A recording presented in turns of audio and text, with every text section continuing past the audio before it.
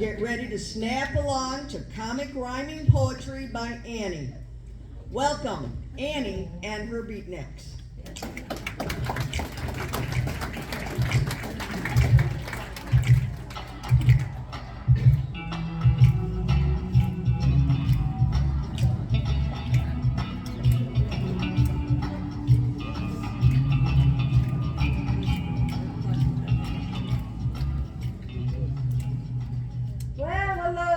And gentlemen, as the MC said, I am your poet for this evening, Annie Aalto-Harvey, and I am glad to be here at the Beatnik Cafe at Nokomis, in Nokomis, Florida, at Lake Village.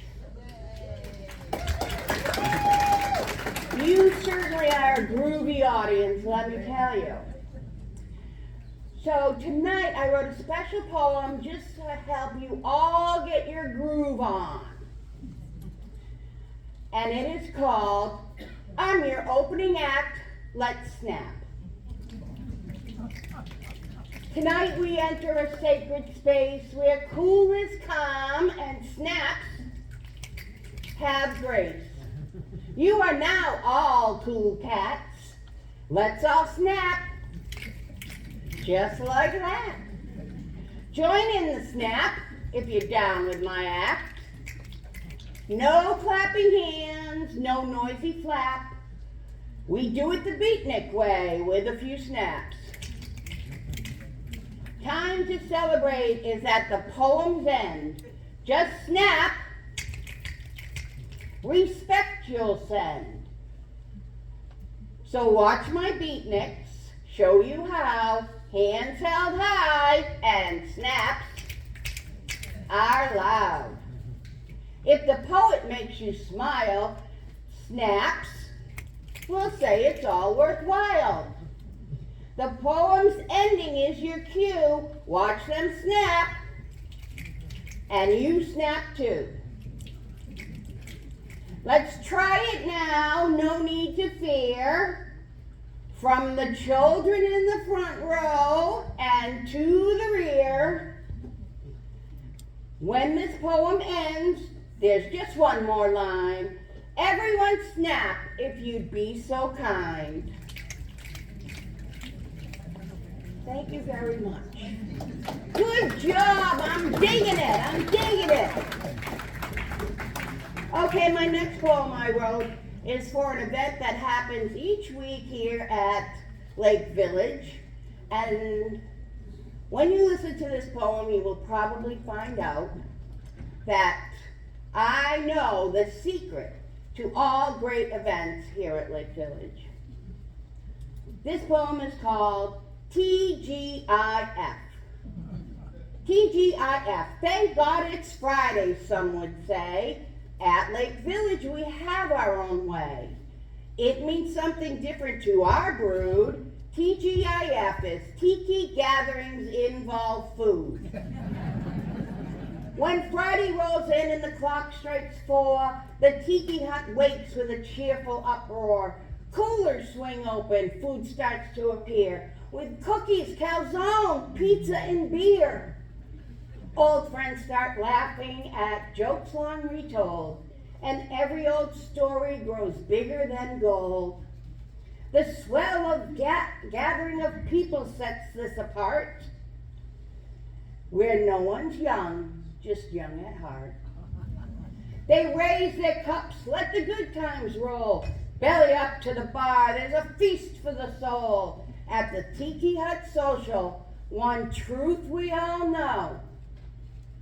If food is free, the whole village will show.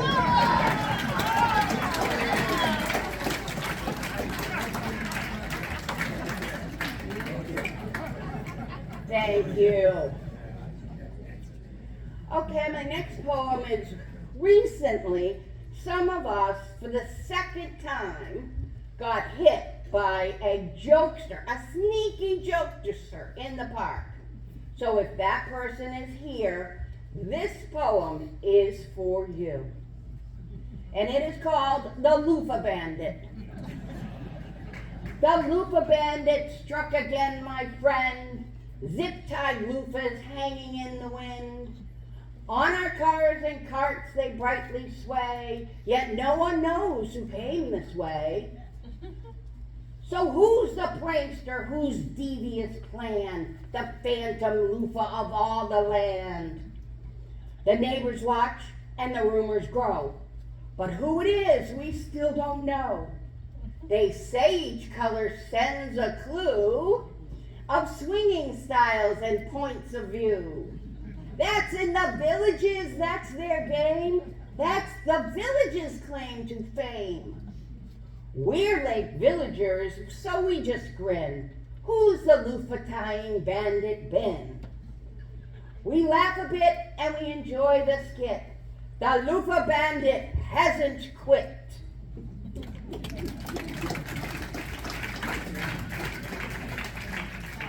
Thank you. My next poem I wrote in the style of Dr. Seuss.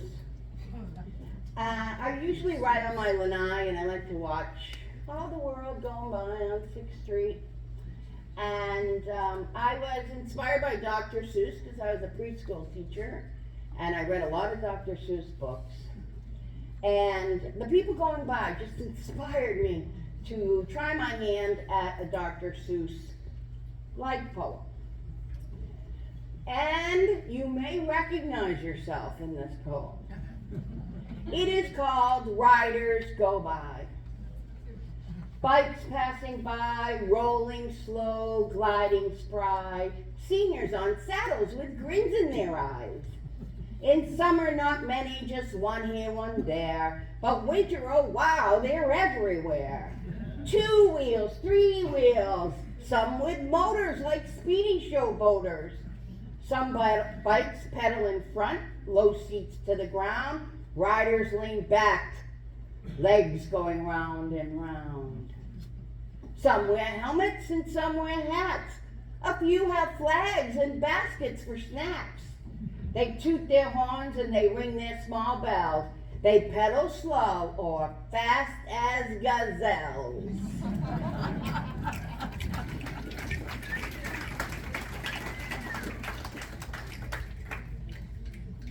Ooh, thank you very much. You've been a great audience. Don't forget to tip your waitresses and bartenders. Now, the next poem I wrote a while back. How many remember the old fountain we had? Not the one that wasn't working, but the older fountain.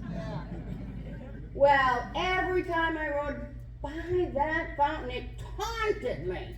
It said, write a poem about me. And so I did. And it is called Fountain Envy. Our community fountain is so small, hardly reaches 4 feet tall.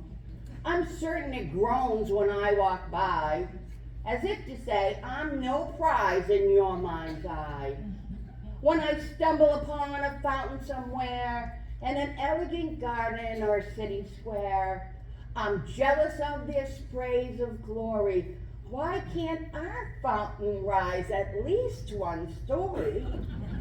I picture the Trevi in Rome, coins tossed like confetti, the Bellagio in Vegas dancing bold and steady. Buckingham's fountains gleam with royal faces, fountains of fame and all the grand places.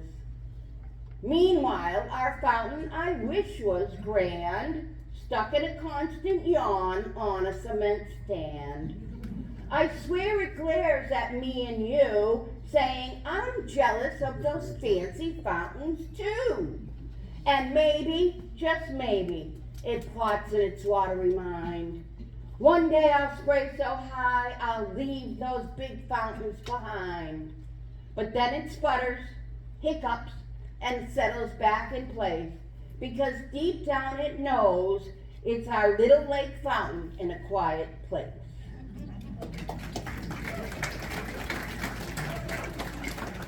Now I'm going to quickly move in to another poem that I just recently wrote, because as you all know, we got a new fountain. So I wrote this poem, and it is called Fountain Envy No More.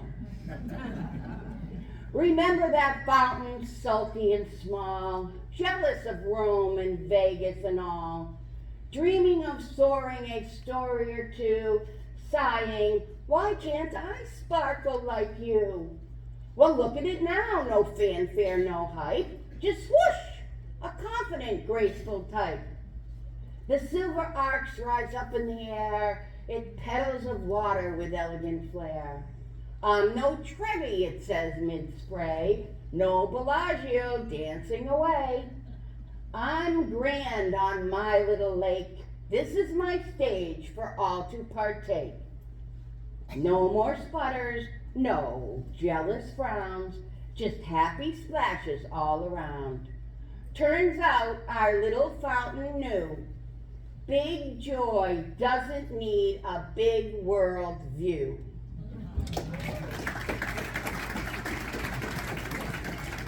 Oh, thank you very much. I love that one. So, the next poem I wrote. When I find something funny, I like to write a rhyming poem. Not too funny, I don't write a rhyming poem. But this really strikes my funny poem. And I'm just going to let the title speak for itself.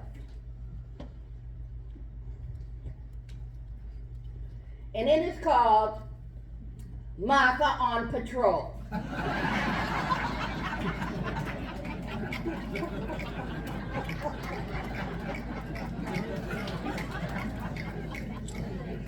When sirens wail, she hops on her bike from the pool or bed or mid-dinner bite. 3 wheels humming down the street, hair flying wild in the Florida heat.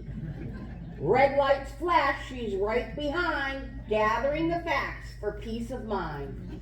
I'm not nosy, she'll declare, just keeping watch for info to share. Did someone fall and can't get up? Miss a step with their coffee cup? Was it serious or was it small? Or just a toaster malfunction after all? She doesn't chase for thrills or fame. She just needs to know the who, the why, and the name.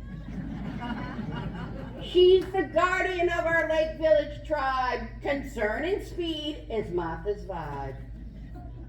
When she reports back, we hope all is fine.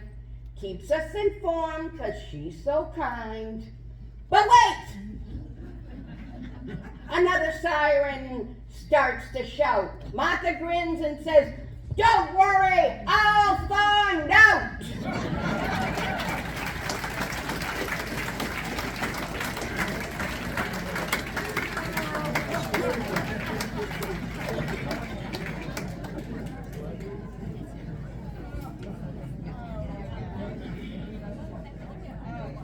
So this is my last poem for the evening.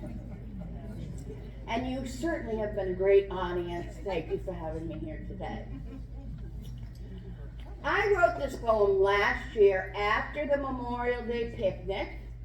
Now, if anybody was sitting with me at the Memorial Day picnic, they would know I was completely enamored by a dish that was at the picnic. And I couldn't stop talking about it. I couldn't stop going up and getting it. And I rushed home and I wrote this poem. And it is called Ode to Banana Pudding. Oh, banana pudding, chilled just right, waiting in foil till the time is right. At Lake Village, when the grills all blaze, you steal the spotlight in so many ways. Oh, pudding so yellow, so wobbly, so sweet, with bananas and wafers and soft gooey sheets. A scoop of joy in a plastic bowl. Bless this pudding and bless its soul.